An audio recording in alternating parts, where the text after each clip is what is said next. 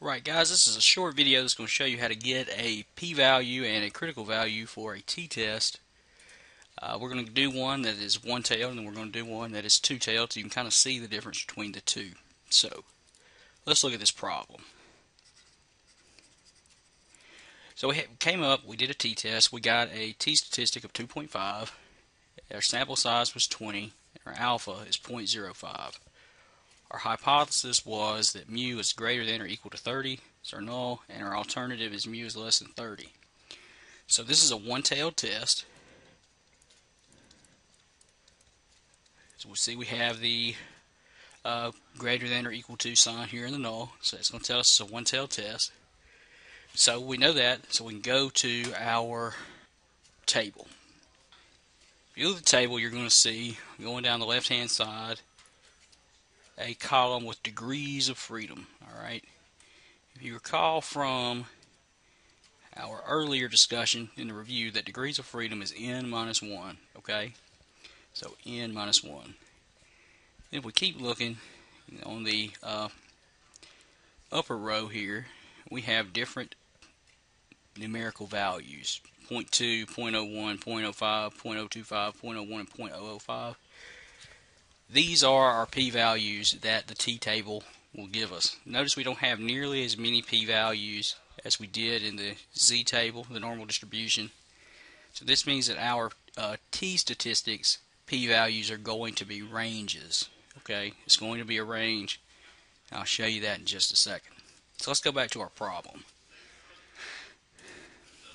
Look, we have a t-value of 2.5 and our sample size was 20. So that means our degrees of freedom in this case is going to be 19. Alright, so 19 is our degrees of freedom. Let's go back to the table right quick. We're going to run down the left-hand column until we find our degrees of freedom, which is 19. So we find 19 right here, and this is the row that we're going to look for our test statistic to get our p-value. What we're going to do is just follow along these numbers until we find 2.5 somewhere in here. Alright, so it's not right here. 2.5 is not less than 0.861. It's not less than 1.328. It's not less than 1.729. It's not less than 2.093. It is less than 2.539. So 2.5 is somewhere in between here. Alright, so it means our test statistic lies somewhere between this number and that one. Remember I said this is a range. So what we're going to do to get our p-value is go up here to the top. We are going to find these two p-values that are closest to it. We're going to write those bad boys down. Let's go back over here. So our p-value is somewhere in between 0.025 and 0.01. Alright, so for this one-tailed test, our p-value is between 0.025 and 0.01. Now when we get ready to do our rejection rule for these t-statistics, it's just like we did with our z-statistics, except we're going to have to do it twice. So it's always going to be our p-value is less than or equal to our alpha, which in this case is 0.05. Then we're going to take and do our true-false questions again, except we're just going to do it twice. So we have 0.025 is less than or equal to 0.05. That is true. And we have 0.01 is less than or equal to 0.05, and that is true too. So if both of these are true, we will reject the null hypothesis. Alright, if one of these is false, then we'll fail to reject. So let's write that down. Both must be true to reject HO.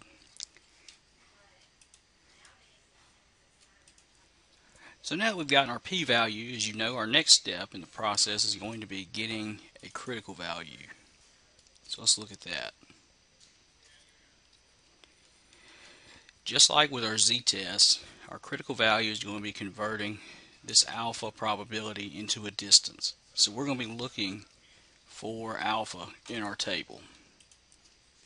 Let's go to the distribution, and you're going to see that all of our probabilities are up here. There's only 6 choices.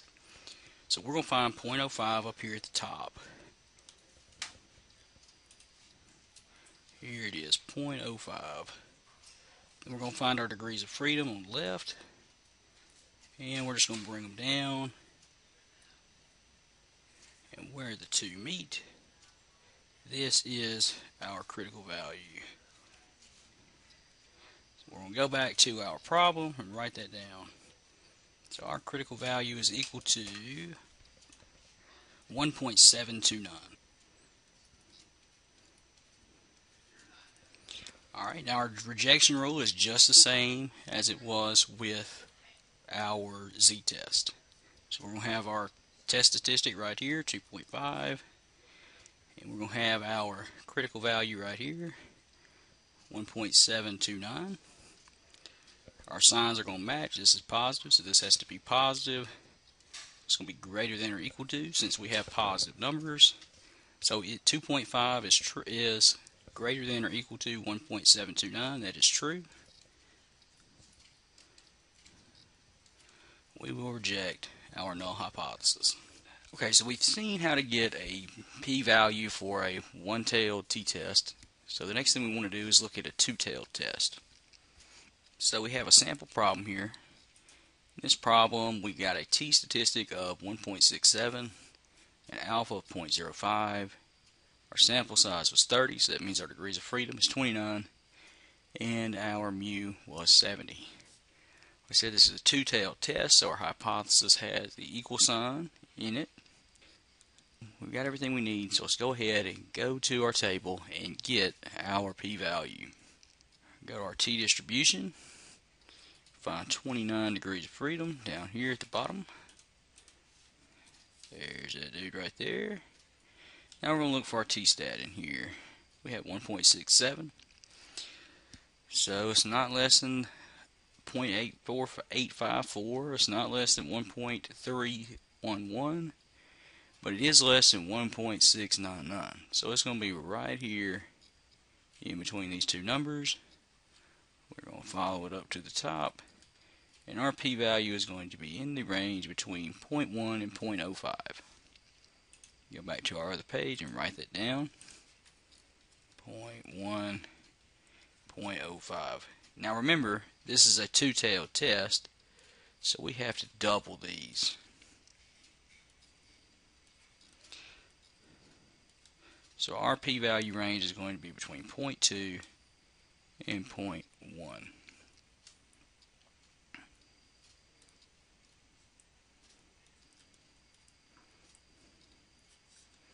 That's our p-value for a two-tailed t-test. So let's go ahead and set up our rejection rule. 0.2, 0.1. Our alpha is 0.05. We're going to set this up. So 0.2 is less than or equal to 0.05.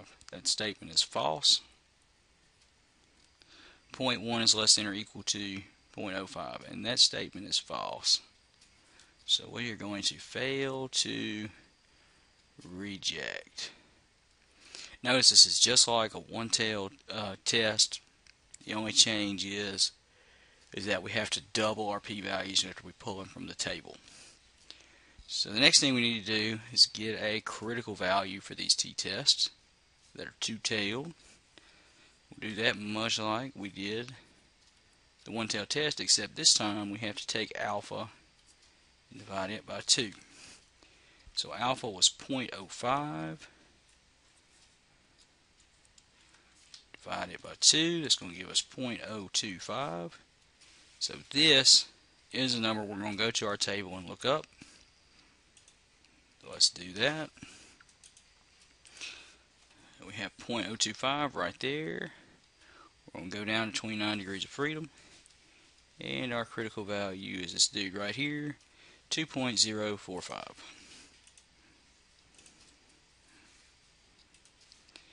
Write that down. So CV equals 2.045.